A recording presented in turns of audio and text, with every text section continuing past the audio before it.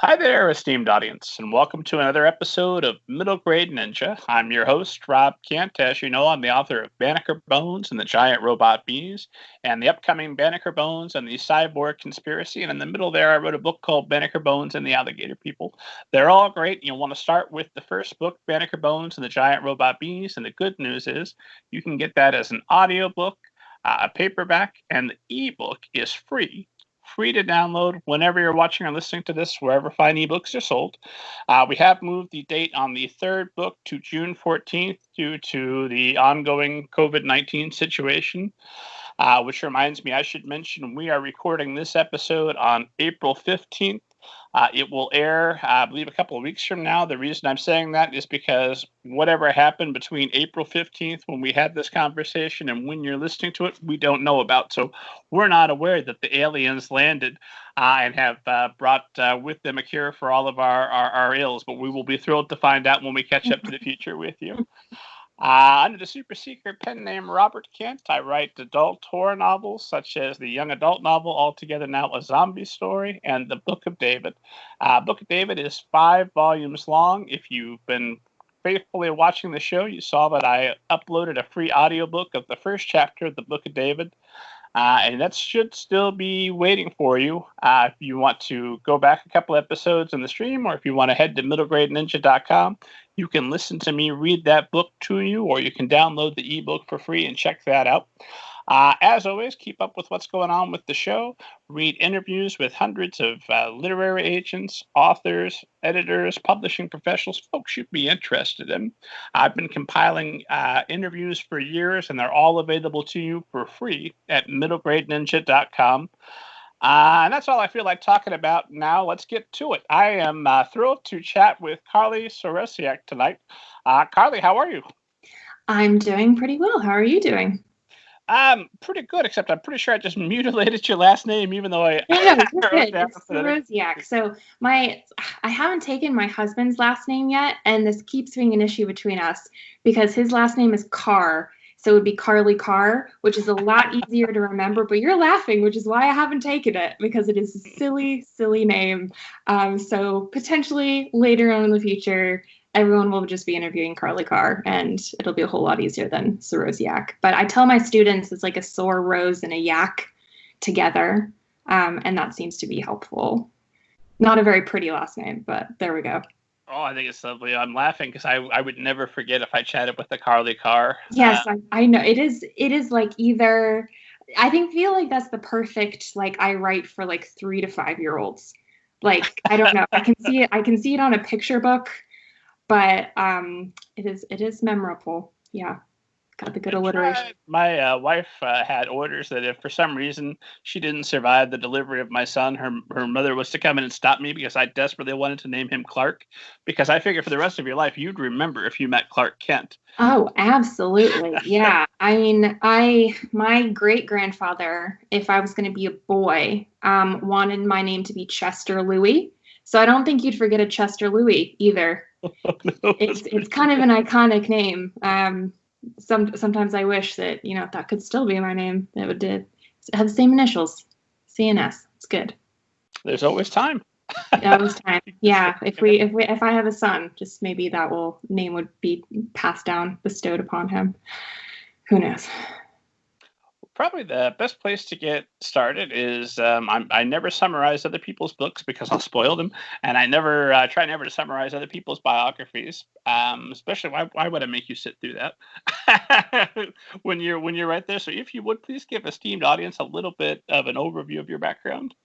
Okay. Again, my name is Carlie Sorosiak. I write middle grade books and also books for young adults. So I have 2 books for young adults. One is called If Birds Fly Back, and the other is called Wild Blue Wonder, and they're both published by HarperCollins.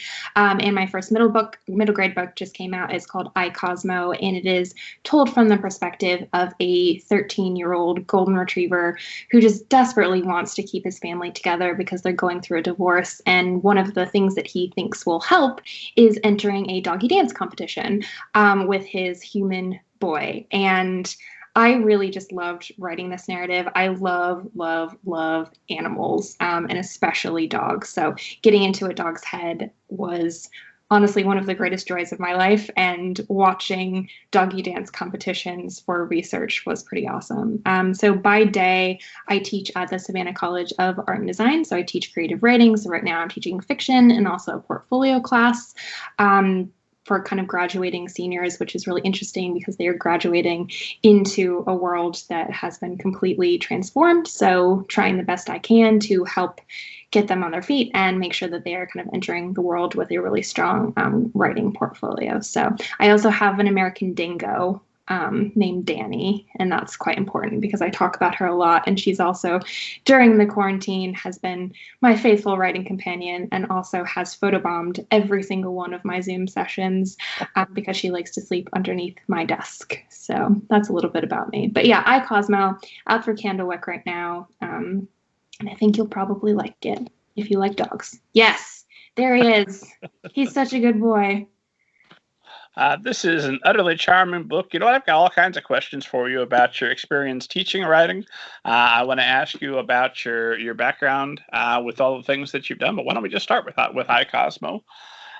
So what is the key to getting in the head of a dog? How do you prepare for that? I have been preparing for this for my entire life, and I actually told a really embarrassing story to my students the other day, which I'm going to share with you as well. But when I was in first grade, I really thought that if I tried hard enough, that I could turn into a wolf. And one of the reasons that I thought that was because I heard that wolves could hold their bladder for a really, really long time. So I actually practiced so hard holding my bladder that I got a kidney infection and had to go to the hospital. So like, this is how much I wanted to be a dog when I was little. I was very, very committed to it. My parents have always had dogs. We've always had dogs in our family, and they have always been my best friends. So my dog Sally, when we were growing up, she was actually our neighbor's dog, and I used to talk to her through the fence. I would read stories to her. I didn't have a whole lot of friends growing up, and I think that dogs were, I was about to say were the people, but that's kind of how I feel about them. Dogs were the people that I was able to connect with the best. They're really, really great listeners. I also had a golden retriever named Ralphie growing up, and my family is not super skilled at talking to each other a lot, but what we would used to do over our family dinners was we would talk about Ralph's day in his voice of like what he did during the day, and almost like a Ralphie newspaper of like, oh, today I did this. And so I've had this voice of Ralph's voice in my mind for a really, really long time. So Cosmo is essentially Ralphie mixed with some bits of Sally and other neighborhood dogs. It's just you've been training this for your whole life. Yes. I feel like this is what I was born to do, was to talk about dogs and advocate for dogs and just other animals. So if I wasn't a writer, I would probably be some sort of dogologist, or which I just realized was a thing because I'm researching actually another book now, and a dogologist is a real career path. It's just people who research dogs, and I kind of wish I had known that was a thing when I was going to school, because that would have been a real game changer. But I still like writing very much. Well, I mean, life is long and strange. There's still time. That's what I was thinking. I was telling my husband, I get these kind of whims where all of a sudden I think like, oh my gosh, I'm going to take up woodworking. Like, this is what I burst in to the living room a couple days ago. He's like, you're afraid of saws, like you failed shop. Like, there's a lot of elements there that you probably wouldn't be good at. But every once in a while, I just get this, I don't know, like I just want to try new things and experience different, I don't know, my grandmother, so I'm going all over the place, but like my grandmother lives in an artist colony in northern Minnesota, and they have all of these, like, you can learn how to make your own canoe, and you can learn how to like make Viking weaponry, and I would just love to do every single one of those courses. How cool would it be to say I made my own Viking sword? That is a skill I want to have, a completely useless skill, but also one that I really, really want. So life is long. Say that, and then Just as soon as you finish your weapon, who's to say a boatload of Vikings won't rush up on shore? That And is you'll very true. It is Minnesota. Stranger things have happened. The way the news has been recently, I'm ruling out nothing. Who knows? That's what I thought. So I used to teach a book called Station 11 in my classes, and it's by Emily St. John Mandel, and it is about a flu that wipes out 99.9% of the population. Okay, so my students did not like this book, partly because they thought that it wasn't very realistic. The question that I asked at the beginning of each quarter is, how worried or not worried are you about a flu wiping out a large portion of the world? And their answer was like, I'm not worried at all. Not worried at all. And now I kind of want to put this, I took the book off the syllabus just because everyone didn't like it. But now I'm considering putting it back on because, well, first of all, I think it's brilliant. I love this book. It's super tense. It's gorgeously written, but they just weren't connecting with the characters. But I think that might be different now in the wake of everything that's happened. Yeah, no, it could be a great, wonderful primer for the students that did read it. That'll be Yes. great for you. Or kind of a stressful harking back to the times that maybe they don't want to think about again. It's interesting with my syllabus this quarter I've actually been offering a few alternate readings. So like for my portfolio class, we were reading this book called On Earth We're Briefly Gorgeous by Ocean Vuong, and I adore this book. He is a really fantastically talented poet. This is his debut novel, and while I was reading it and kind of rereading it, it's a heavy book, and I knew that some of my students emotionally just were not going to be in a place where they were going to be able to receive that well. And so I actually offered 2 alternate books that they could read that had similar things that I wanted to talk about in publishing, but offered kind of for lack of a better word, fluffier take on certain elements, and they are enjoying those books as well. So I think that as educators, especially at this time, just really having an open dialogue with your students and also understanding that not everyone is in the privileged position that we are or that I am, of being safe, being comfortable, being overall pretty happy even in this situation. And they're going through a lot. They're going through a lot right now. So just being maybe more lenient than you would normally.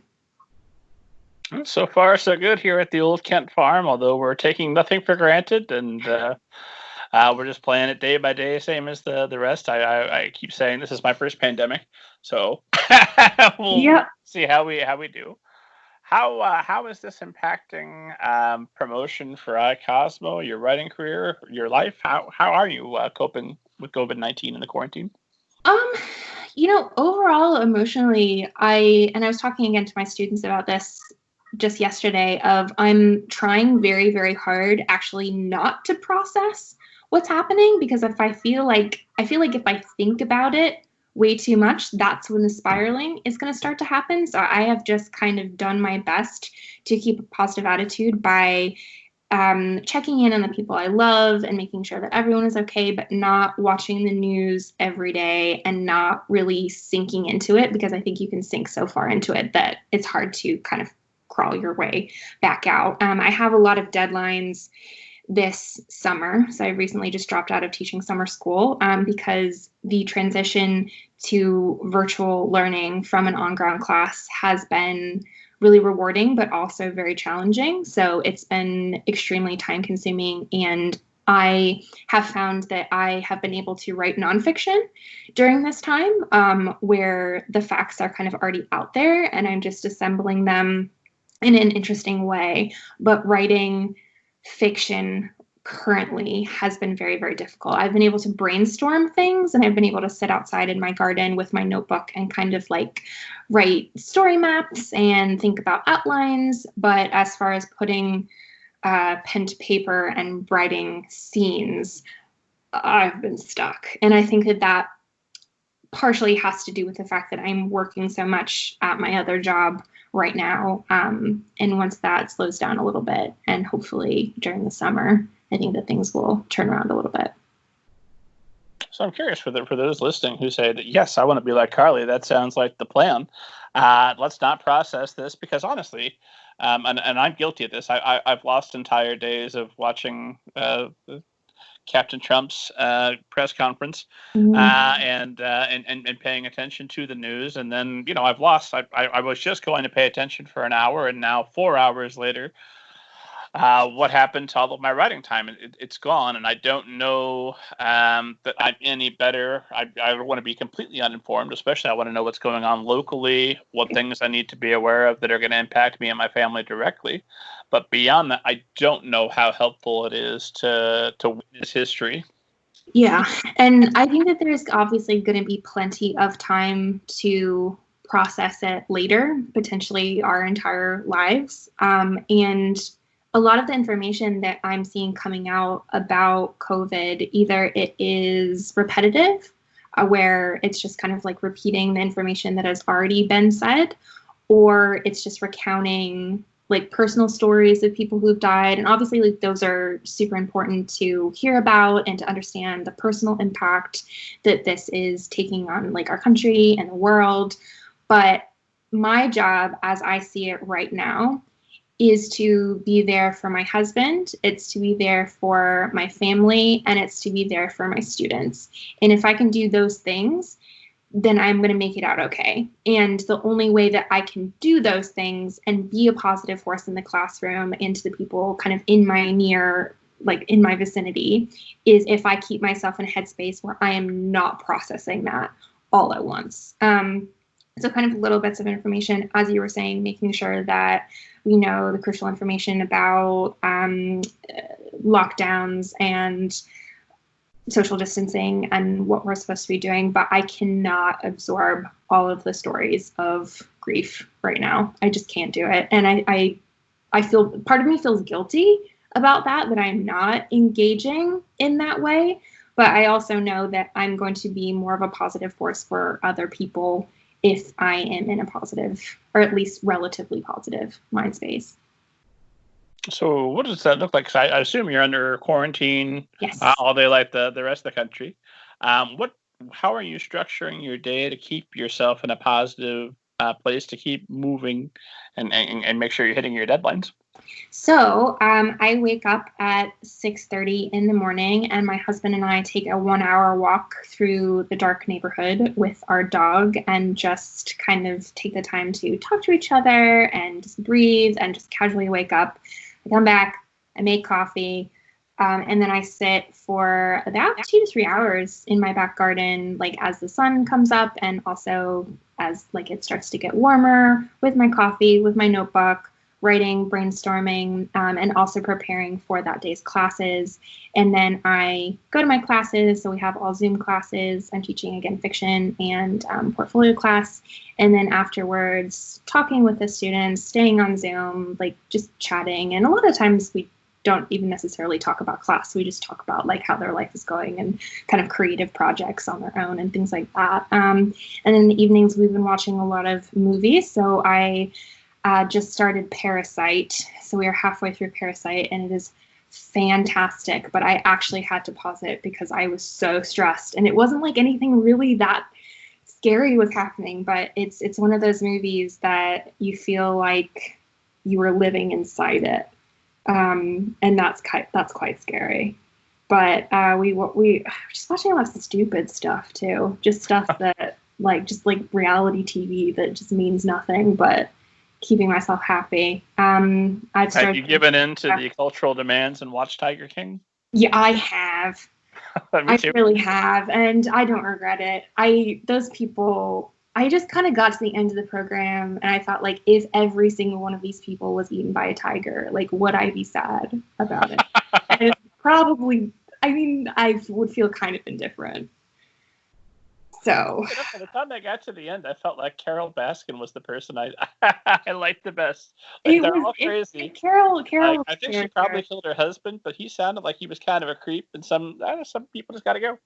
Yeah, it's a really, really fascinating program, and I thought that it was very well done, and you cannot create characters that are that just out there. I think that those, like, if you had made those characters in fiction, people would be like, no, not believable enough. There's no one out there like that. But yet here they are. Well, hopefully some of the all of the things that are were not believable, were not possible, will be changed a little bit, and without diverging into politics. I think frequently about the current president of the United States, and if anyone had written that fictional president prior to this presidency, no one would have bought it. Like, of course not. That could never happen in the United States, and yet here we are. Right. Which, again, as of April 15th, by the time you're listening to this esteemed audience, who knows what's happened? No, I think that taking a deeper look at a lot of the dystopian novels that have come out in the last 10, 20, 30 years, and seeing how closely they relate to what's happening now. My computer is overheating a little bit, so I'm just like raising it up. So if you hear that, it is because I am trying to elevate it. It's I spilled coffee on my computer about a year ago. And actually, I didn't spill it. I was at a dog park, and stupidly, I was working on my computer, and a pointer puppy jumped into my lap as I was taking a sip of coffee. It wasn't my puppy, and spilled coffee all over my computer, and now it has problems with overheating. But besides that, everything was fine, so I think I got off pretty lucky. Yeah, no, the computer's still working, and it's managed not to melt. Yes, yes. I used to kind of put like a fan on it. Got one of those like miniature fan things that you use at Disney World. I'm an old man, so I went through two Xbox 360s back in the day with the Red Ring of Death. And by the second one, I had just a floor fan just right next to it. So whenever it was running, I just turned on the fan, kept it nice and cool and happy. Mm-hmm. Yep, I think that is eventually what I'm going to have to do. My old Mac ran for like 8 years, and for some reason this one has just been having some issues. So I think I'm going to take the light off it. That might be part of the reason. What I'm trying to decide whether we should finish up with, we'll talk about everything. Well, there doesn't need to be a plan. But I did want to ask you a little bit about when did you know you wanted to be a writer? When were you always inclined that way, or when did it take hold? Yeah, I was supposed to be a doctor. Like, this is what my parents, or my grandparents and my family were really like, this, you're smart, and thus you should be a doctor. So I kind of grew up in that mentality of that's what I was always supposed to be. But my mother and also my dad has always encouraged my writing. So I started writing stories as early as I can remember. So I used to, they got me like this book kit when I was 5, where you can like make your own picture book. And of course it was about dogs. So like my first ever book was about a dog, but, and it was about our dog, Sally. And I used to love making up stories about like monkey astronauts and anything to do with animals. So I cannot remember a time where I wasn't creating stories. Monkey astronauts. So there was one I read about. I wanted to ask you about. It's something called The Lady of the Tree. Yes. Yes. So The Lady of the Tree is a novel that I wrote between the ages of 9 and 12 to 13 years old. It didn't have much plot. It was just a bunch of people riding around frantically on horses for no conceivable reason. There was like a love story in there that never really materialized. But I was just absolutely obsessed with this world and creating these people. If I remember correctly, the hero's name was Democles Dershire, which I do not know how I came up with this. No personality on that name either. Back. That's great.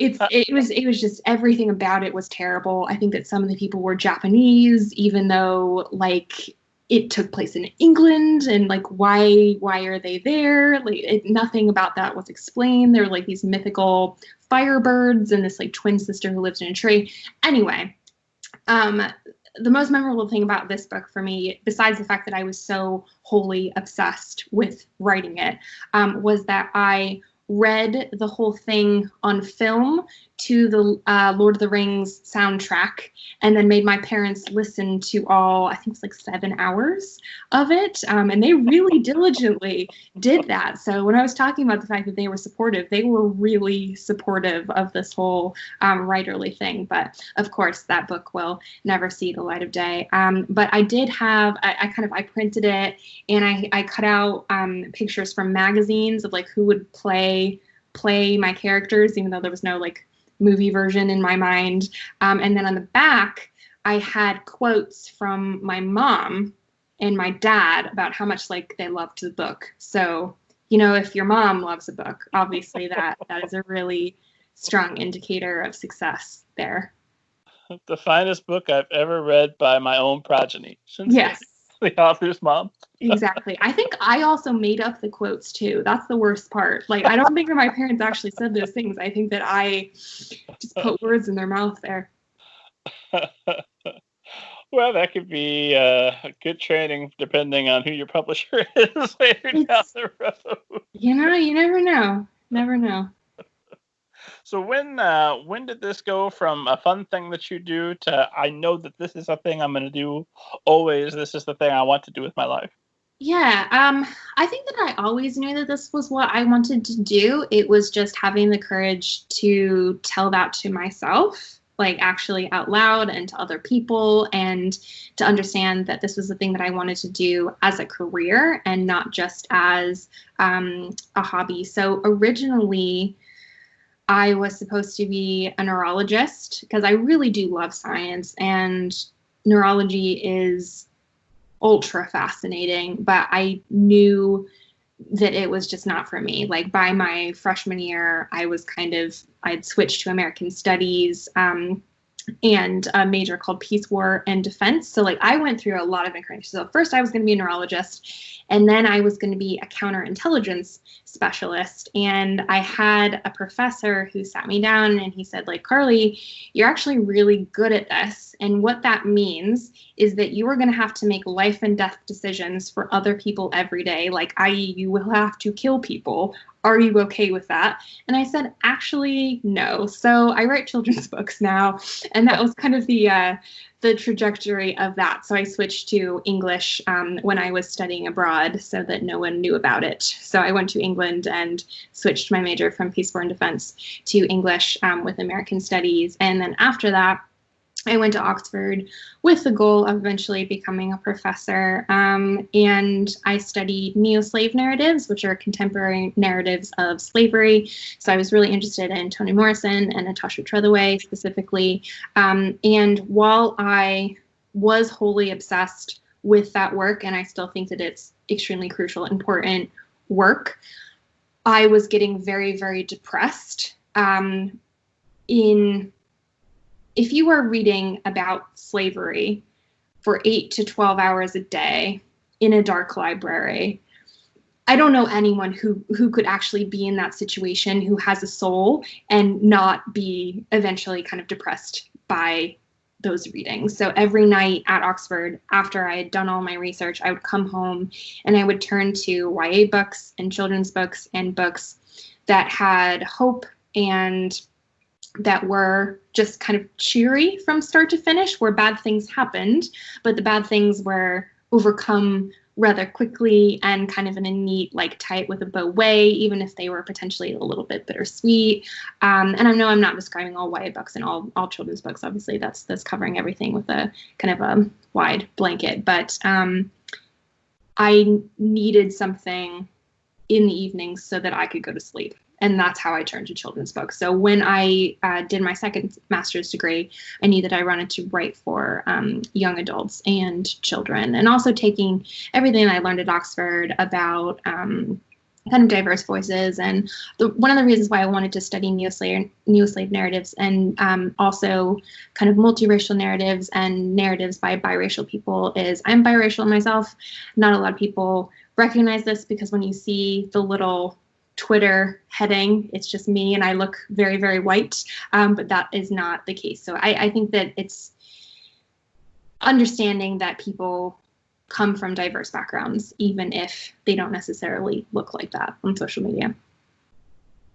And making assumptions about people based on appearances is just, in general in life, a terrible idea. Yes, yes. And I think that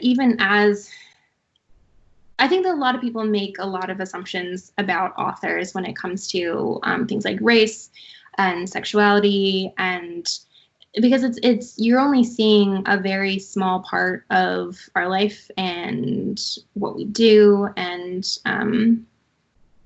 yeah, I think that's all I'll say about that. But I understand what it is like to have people not get where you're coming from. Well, unfortunately, I think everybody gets at least a little bit of that in this life, but some folks get a whole lot more than others. Absolutely. And I always, I'm trying to think whether or not this is an appropriate story for a middle grade podcast. And if I have to think about it, it's probably not. We'll move on. But well, I'll tell the cleaned up version. I worked in finance for first 15 years or so, right out of college. It was a good job. I could write in the evenings, work finance. And you look at me, and I'm a white guy. I look like standard issue Indiana white guy. If you look up Hoosier on the internet, a picture of somebody somewhat similar to me is going to come up. And there were other white guys that came over to me in the cafeteria who didn't know me that well, but made that assumption and began using some racist language. And I'm just staring at them like, really? You don't even want to test the waters and see whether or not that I'm somebody that might be receptive to that.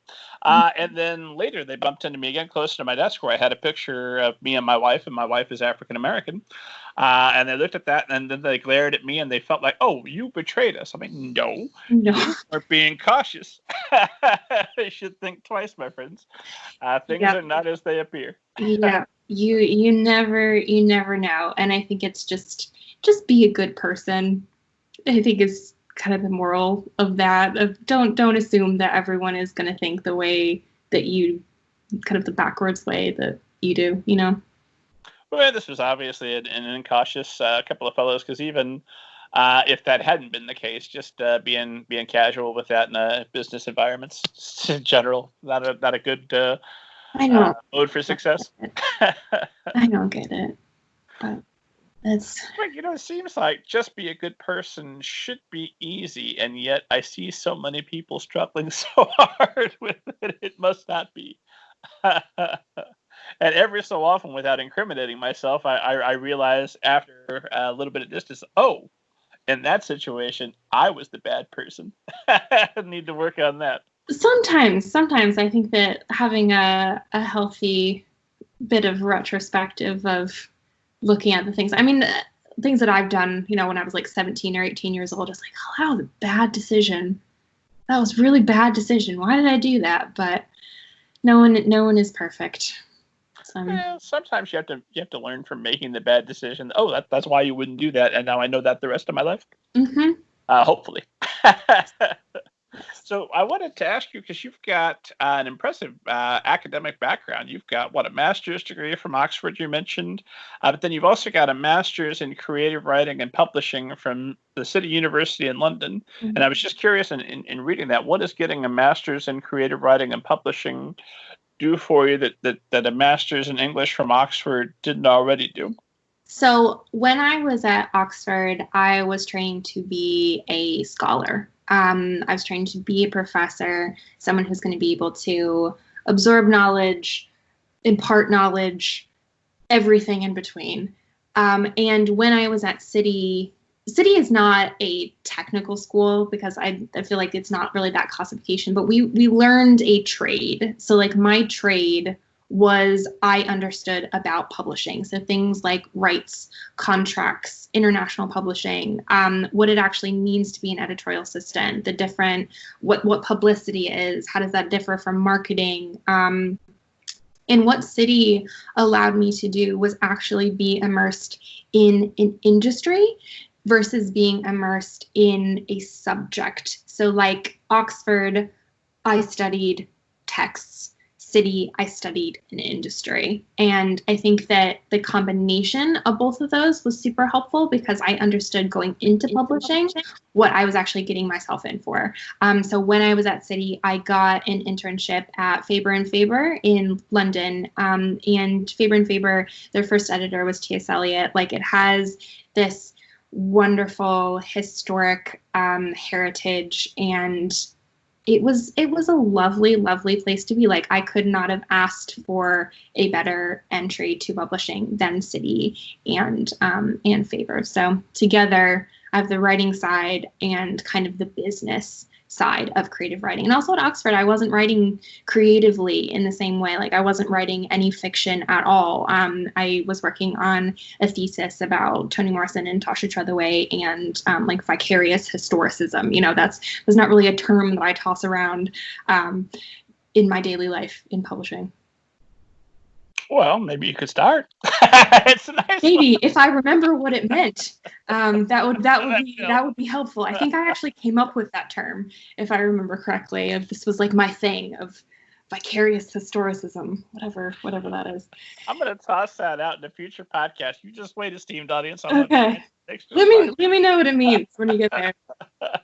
I think that Oxford, it was this weird combination of everyone trying to prove that they were smarter than each other. And if I made my texts so obscure that no one else could understand it, like, that meant that I was the smartest. And going back and kind of rereading my stuff, I was like, what was I talking about? And I wrote this. So and maybe not all scholarship is like that, but that was part of the reason why after Oxford, I decided that I wasn't going to go into academia. Ironic now that I teach creative writing, but, you know, I was going to go on and get my PhD. I actually got into Oxford for their DPhil program, which is the same kind of as a PhD, different years and kind of different structure. But and I just decided that it wasn't for me because I didn't want this cutthroat, competitive, I'm smarter than you and intelligence is the thing that matters the most in the world, because it's not.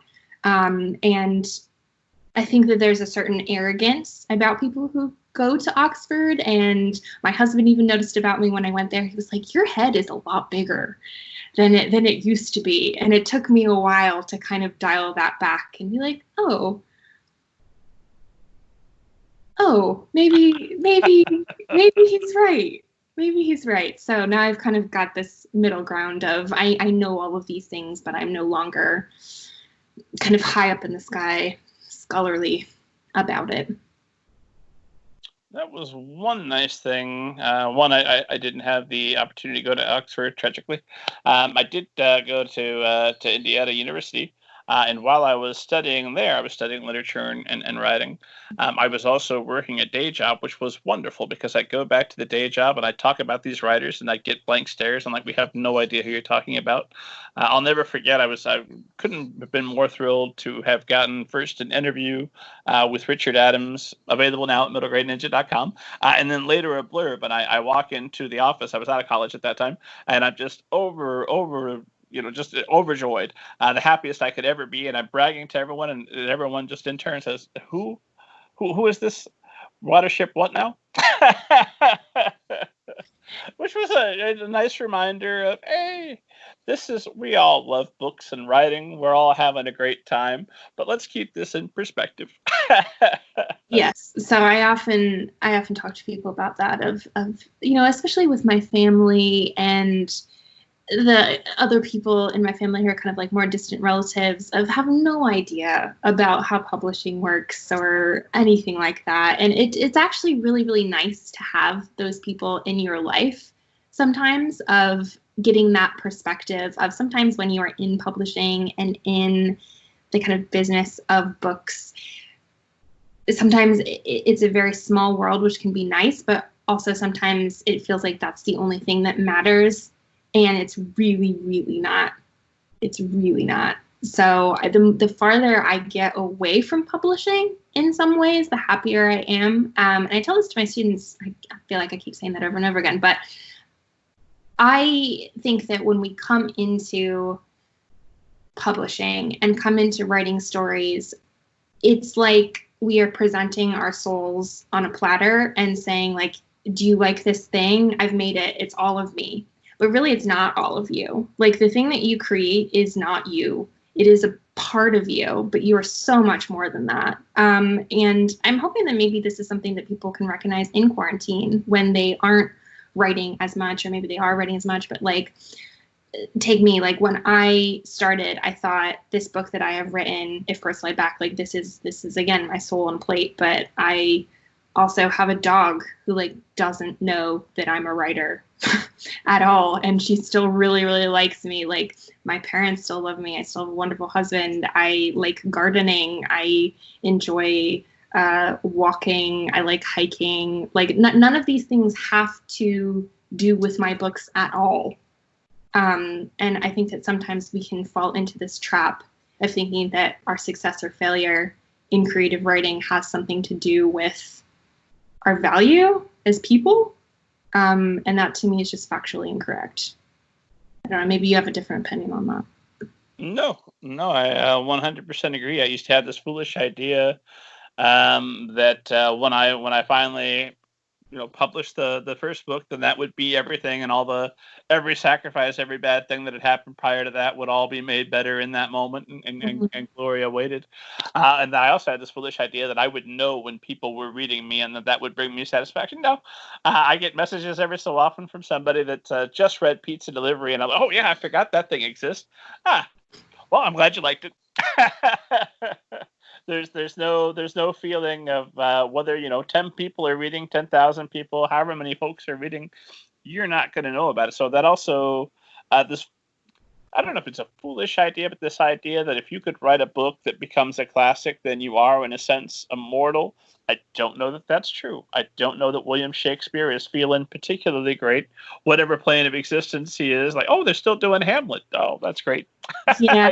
And I think that comes down to, again, like, what your belief on the afterlife is and all of that. And it's obviously nice when people read your work. And, like, I love connecting with readers, especially, like, readers who, like, love dogs, and we can kind of talk about their pets. Like, I love when people send me pictures of their pets with the book. I think that is probably my favorite thing.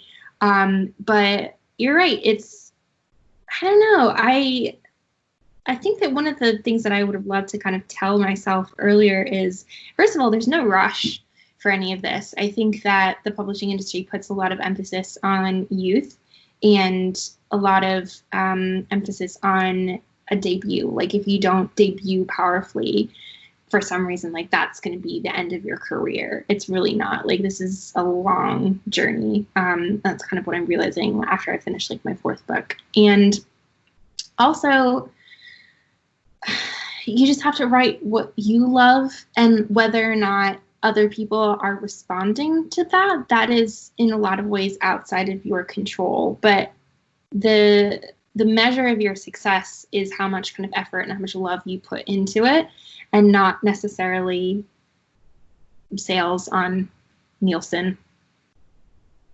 Yeah, no, I 100% agree. If you're not happy doing what you're doing, why are you doing it? Oh yeah, what is the point? Why would we do this? And I think there's also a lot of emphasis on suffering to create art, which I really hate. The idea that you somehow have to suffer to do the work that you love. If you were in that much pain when you're writing, why are you doing it? I don't understand that. Especially if you're not on any sort of deadline and no one's, quote unquote, expecting the book. Just have fun with it. Just have fun. It's supposed to be fun. Have you been a sufferer in the past? Have you attempted that method? Oh, yes. So my second book, Wild Blue Wonder, I cried the whole way through that book. Like, it is a very sad book, and I think that that's part of it, but I was writing about grief. I was writing my grief, and I was also writing out of a place of my debut YA novel did not do very well. So, like, I mean, it did well critically. Like, people, generally speaking, liked this book. But I also started writing this book when I was 19 years old. Like it's not the book that I would have debuted with if I knew the whole emphasis that publishing puts on debuts. So my second book, I had to write it really, really quickly. It was about a topic that I wanted to write about, but was also really heavy and really hard. And it was a lot of like emotional excavation, and also coming to terms while I was writing it with some of the reader reviews that I was getting of some people really, really liking it and other people hating it. And how do you write out of that space? So I think that this sophomore novel, especially, that was the place where after that book, which I love the final product, and I'm really, really proud of that book, but I would never want to be in that space writing it again. So with Cosmo, one of the reasons why I chose to switch to middle grade and chose to write about a golden retriever was like, I just want to write this book in a total place of joy. Like, even when there are sad parts in the book, I was still writing them in like a loving, joyful way. I was excited to write the whole book. There was like enthusiasm behind it. I got giddy when I sat down to the computer, and I want to have that experience with all of my books. Like, maybe that's too much to ask for, but that is the goal. Well, I mean, it's a nice goal. I don't know if it's possible. So far, all of my books have brought me at least some joy. Yes, esteemed audience, even the one you didn't like, I enjoyed it. So hopefully that will always continue. Pivoting back to no, you know what? I wanted to ask you just a little bit more about right out of college, working as an editor, sitting near where T.S. Eliot once sat. How did that set you up and prepare you? What kind of perspective on publishing did that give you that you could take forward in your writing career? Yeah, I mean, lots of things. Just the idea of, I think that the biggest thing I learned right off the bat was just how much editors play a hand in the success of a book. So there was an editor called Alice Swan at Faber, and I learned pretty much all of my kind of editorial skills from her, especially when it came to structural edits. And they play such a big hand in shaping a book. And I never really realized, like, when you turn in as an author of this draft that you think is kind of close to perfect, just how many rounds it goes through to get it to this place where it's readable and where it's really, really tight and the story flows. And yeah, editors are like magicians.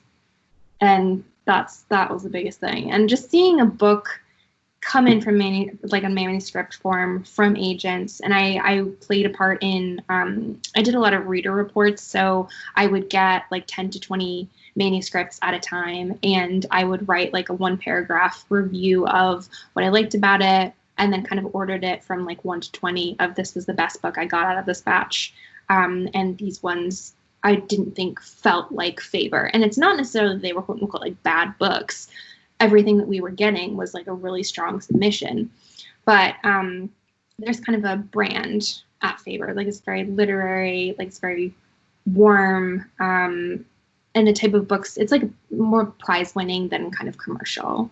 So kind of a mix of the two. But I got to work with some really, really amazing authors, some of whom became kind of New York Times bestsellers, and seeing the evolution of their books was really helpful for when I started my own writing journey. And also just kind of the ins and outs of what an agent does, what a managing editor does, what publicity department does, and going in. And I think that there's this big thing with publishing of, from the outside, it doesn't seem very transparent.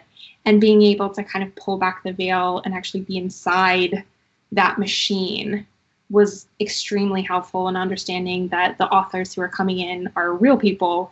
And if they're real people and I'm a real person, I could do that too. Why not? So helpful from that end. And then you mentioned that your debut was not ideal for a debut. So because you put that out, I would never ask you that out of the blue, but because you said that, now Yeah. I feel the door is open for me to I'm ask very happy to talk about about it. that book that made it not ideal for the debut, and what would you have done in retrospect to have made it there? I probably, and I'm not saying that that If Birds Fly Back is a bad book. It's not a bad book. It's just not. My editor's gonna kill me if I said it. It's just not very like it was just all the books that I was reading. I just kind of put them together and like this is what contemporary literature YA is. So I'm just gonna take pieces, not really take pieces, but thinking about like what does John Green do? What does Jandy Nelson do? What do all these other authors do? Instead of having a voice of like what do I do? And I think that was my debut experience of I didn't produce something that felt like only I could have written it. And with Wild Blue Wonder, that's something that I started to fix. And like with my middle grade, that's something that I'm really, really doing. So I also felt a lot of pressure, as I was saying, with the kind of youth component of my deadline for myself was 25. Like I have to have a book published by the time I'm 25. That's just what I have to do. So I rushed this thing because it's like, well, all the great novelists get published by the 25. I don't know where I got this number. I don't think this is even correct. But in my mind, that was the number that I was going for. So I got my agent when I was 24. And sure enough, like I think I was like 25 and a half when the book hit shelves. So I made that goal, but at kind of what cost to the book. Like I didn't really take. This was the first, besides Lady of the Tree, it was the first book that I had finished at all. So I didn't look back on it. I didn't think, is this the thing that I actually wanted? Like, is this my brand? Is this my most authentic self? No, it was just, this is my attempt at writing a YA novel. Here it is. And between somebody that just wrote their debut apropos of nothing and you who have 2 master's degrees, you're undergraduate and have studied literature thoroughly, I would think that would give you at least some kind of leg up. You would think that, but it did in a lot of ways. I read a lot of, I understood what makes a story strong in terms of pacing, in terms of character development. I had all of that stuff, but I don't think I gave myself enough time with fiction to understand what my voice was. And now I feel like I figured that out. So the first book to me didn't feel like it was mine in the way that I wanted it to be. And I don't know if I can express that like more clearly. Perhaps I can, but I'd love for you to try. What is it that makes your voice your voice? I think that when I am writing from a perspective of an animal, somehow my voice comes through more strongly. And I think that it is that love for the characters. Like I really, really liked my characters in If Birds Fly Back, but I wouldn't like jump in front of a car for them. And I would push Cosmo out of the way. I really would. I just love him to the core of me. And that's not something that I felt for the characters of my first book. I really liked them. Like they're cool kids, but they're not my heart in the same way. Well, and I asked this facetiously because I know there's probably not a master plan for these are the books I'm going to write, and then when I get to number 20 at the end, or whatever. But do you foresee yourself writing more books from an animal perspective? Yes, and actually I have a ton more. I can't really announce everything yet, but the next book I can talk about just a tiny bit, and it is from the perspective of an alien cat. So it is an alien who comes down to Earth, and he is meant to be a Yellowstone Park ranger, but there's mix-up, and he gets trapped in the body of a stray cat. So yes, so it's like, it's kind of an animal, but he's also an alien. So yes, and That's then the book after that is totally a twist on an animal. Is there a title / release date range? I cannot announce the title for the cat book or the other book, but it will probably, with COVID, it's interesting. I'm still almost waiting for the email of like, we're going to get pushed back. So far it hasn't happened, but it'll be out hopefully in the UK in September, and probably in the US in December. And then I have five other books as well, all about animals. But they're all in some they're all something to do with animals. And then they should all be coming to us in the next few years. Yes. You're going to be busy. That's extremely exciting. Yes, this is part of the reason why I'm kind of going back and forth of like trying to manage all of the school and all of the other commitments of writing about animals. Yes, so I'm hoping to just become like the Dr. Dolittle of books, of just animal empire, really. And a lot of this is just completely selfish, where I just really, really want to know about these specific types of animals. And a lot of my family, so my mom is autistic. She's on the autistic spectrum. And I kind of go back and forth of like, I've had a doctor say that I am also on the autistic spectrum, but like, I don't really know. And I think that my thing is animals.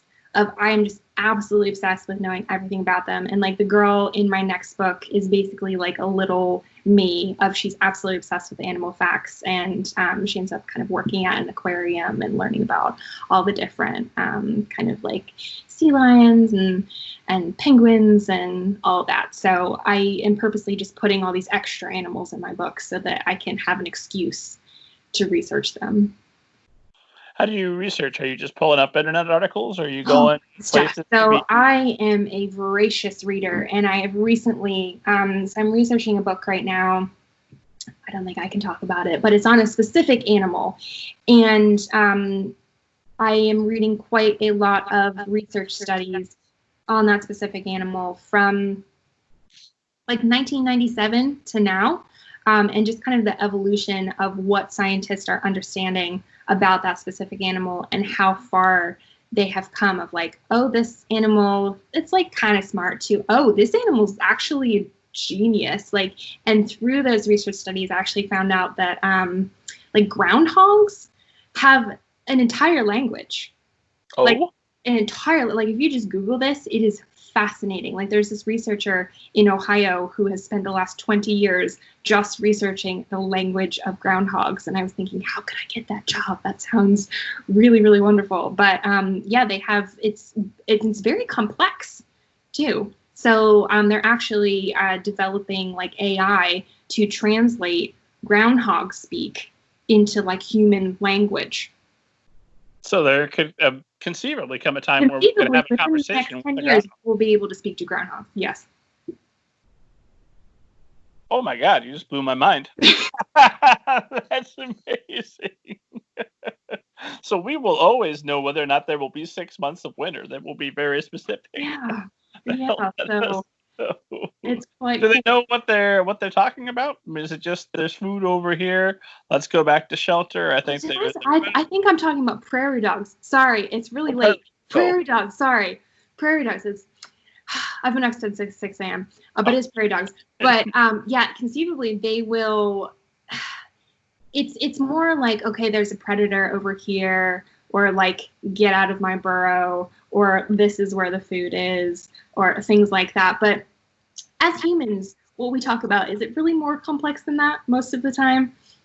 Not really. If you listen to all of our quarantine conversations, it's mostly about dinner right now. So I think that when we really get down to it and we are kind of sequestered in this way, it's, yeah. I bought my wife a T-shirt back in college that had 2 stick figures, and one of them was, they were both holding their little stick figure hands over their mouths laughing, and one said, movie quote, ha ha ha, movie quote. The other one says, yes, movie quote, ha ha ha. And when she would wear that around friends, I noticed, they wouldn't say movie quotes because it would be awkward because of the shirt. And then there would just be long periods of silence that with nothing to fill. Yeah, especially at that young age of right around 18, 19, half your experience is things you've seen on the screen, and so I certainly had a nice arsenal of movie quotes that I've abandoned. I mean, who knows? If prairie dogs had television, who knows what they'd be talking about, you know? I mean, it could expand their vocabulary, just a lot of prairie dog movies. Well, just quoting what Indiana Jones and the Kingdom of the Crystal Skull. Like, Yep. I don't know what the rest of that movie was about, but that start with the prairie dogs, oh, that's fantastic. Exactly. So I often wonder about, like, my dog, when there is another dog on television, she will be really in tune with it. So I was researching the other day New Guinea singing dogs, which are fascinating if you haven't looked it up. But there is this rare breed of dog that they have just captured images of in the wild after like 20 years. They thought that they were extinct in the wild, but they actually sing.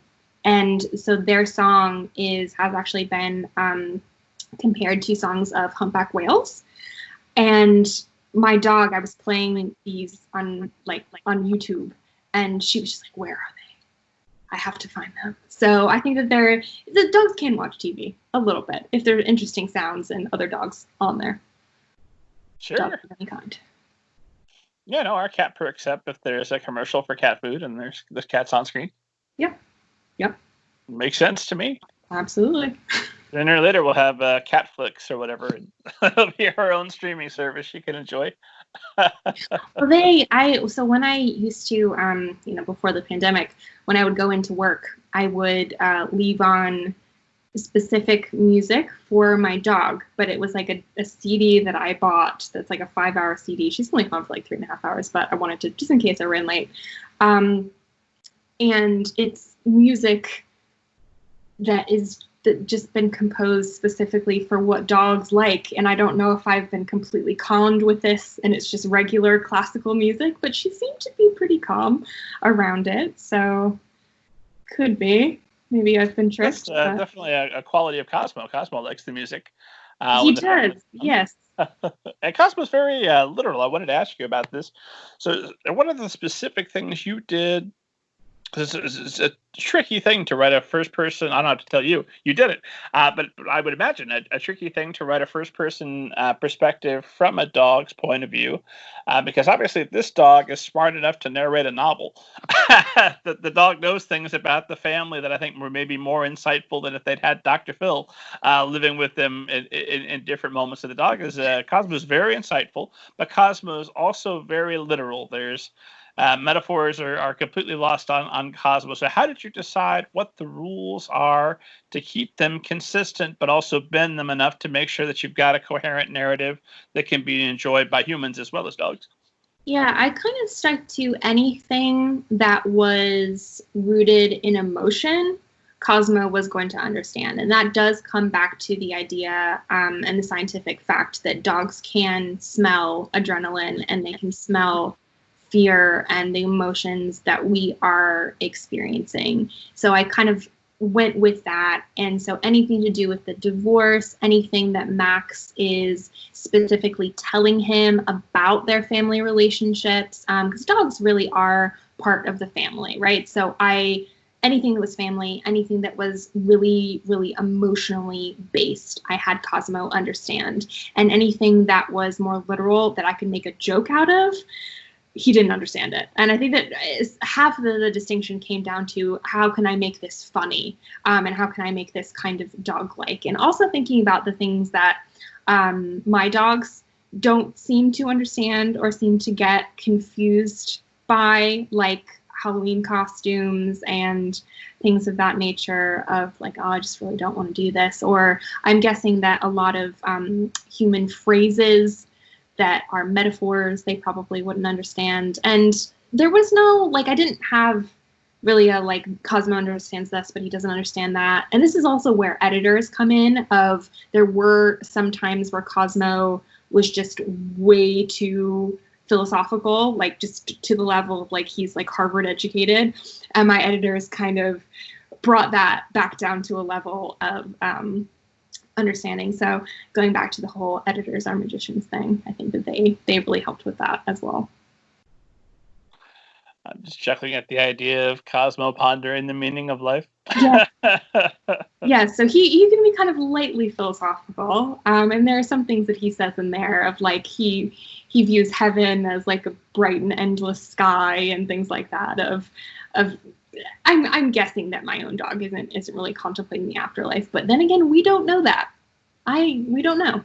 So I think that anything that it does obviously stretch the bounds of what dogs understand, but most of the things that I have put in there, I don't think actually stretch it that far. And the only people who've kind of questioned Cosmo's level of understanding that I found on like Goodreads are people who don't really have dogs or don't like dogs or more like cat people. And that's fine. That's fine too. But I think that people who have grown up with dogs and people who really, really love dogs are like, yeah, my dog gets that. My dog would understand. Something I noticed, because after I read a book, I always check reviews at least a little bit to see if I'm understanding what readers who enjoy the book and who don't like the book, if my own view can be changed or strengthened by their view. And something I noticed consistently came up, and this is it's a slight spoiler, but I think it must be a good one, is I noticed a number of reviews saying, "Don't worry, the dog lives." Yes, he is alive. Every time I do an event, I want to wear a t-shirt that's like Cosmo lives the whole way through. Just in my mind, he is like the bionic dog. He just keeps going. He's just infinitely 13 years old. So yeah, that was something that was really important to me. And it's actually, to me, I should have expected it, but I actually found it quite shocking, like the amount of people who were like, you can't kill Cosmo. It's like, I was never planning on killing him. Like there's a point in there where he minorly injures his paw, and like that destroyed me to give him like a little bit of a paw injury where he ends up being completely fine. So no, there was never a point where I was going to kill him off. And I think that has obviously been a trend in dog novels of it feels, and no kind of offense to anyone who's done this in their books, but it feels a little bit like a cheap emotional trick to kill the dog at the end.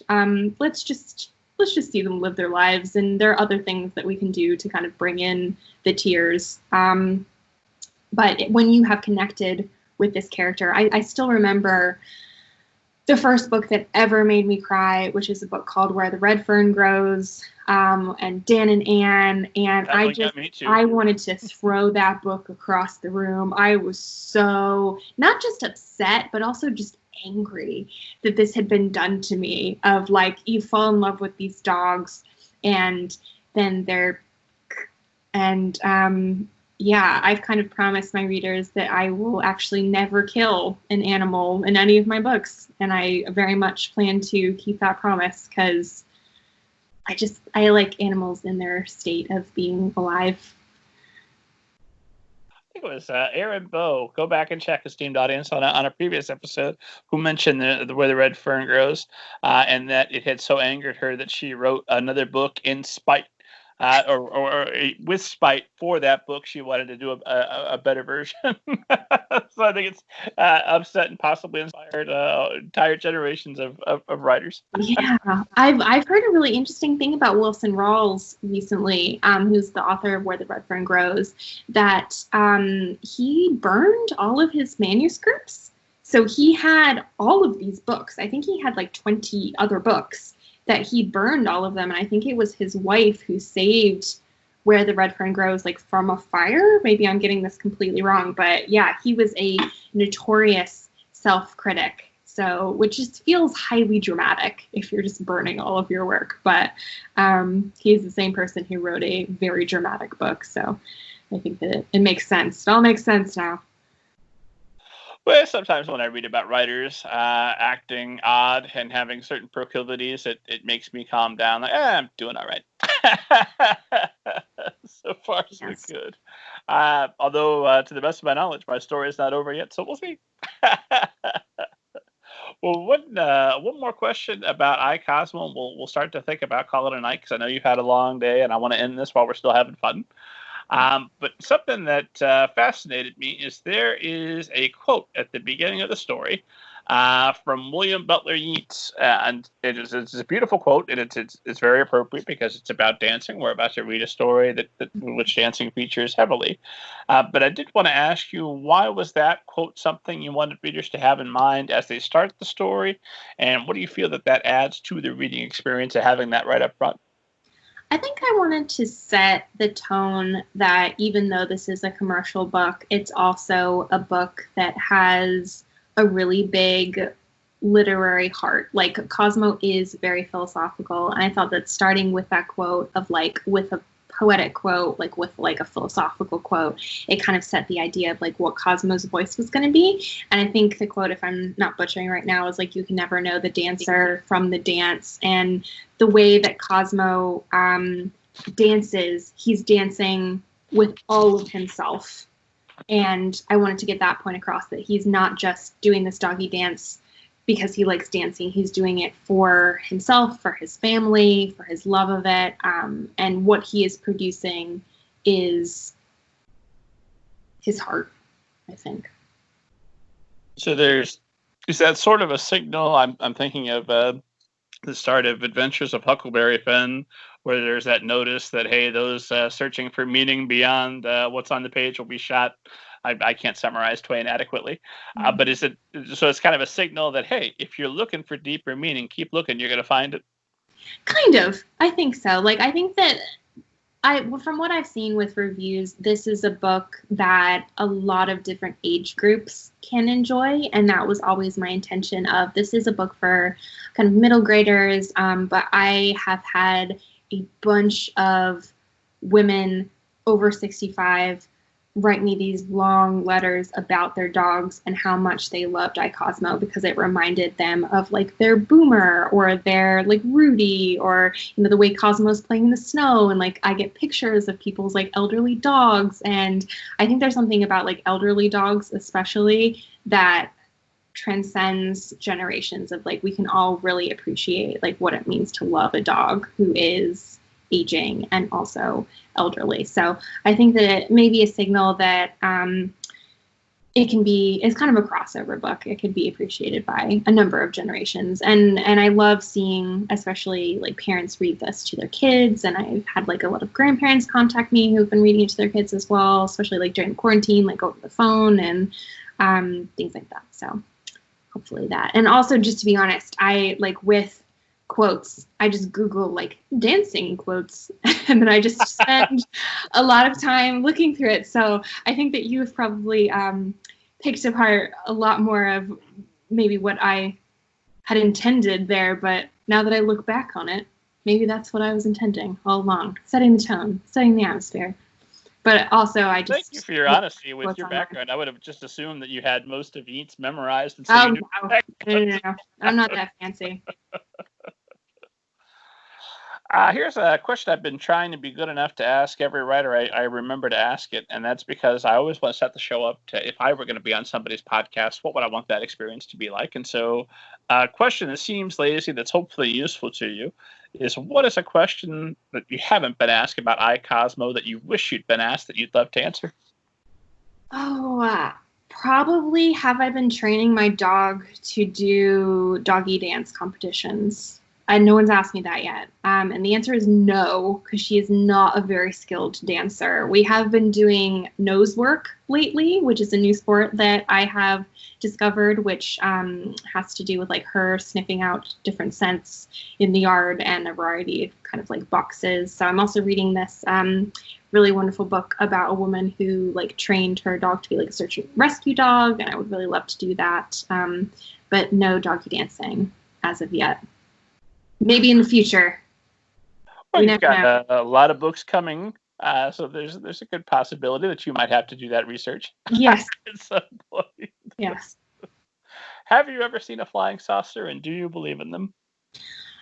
So, because I have just finished writing a book about an alien cat, I will say that I do not believe that aliens would travel to Earth in a saucer, but I do believe in aliens. So, but I think that the flying saucer is a human construction. I think that it would be much more complex with that.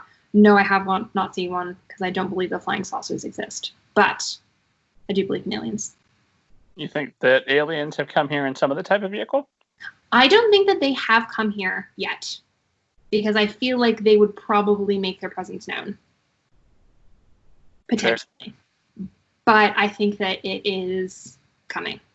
Oh, not me. If I'm an alien and I'm hovering above Earth and I watch humanity for a while, and my buddy's like, "Hey, let's go down and say, hey, let's land on the White House lawn." Hold on, let's just see what they do. You know what? Maybe a generation or two from now we'll come back.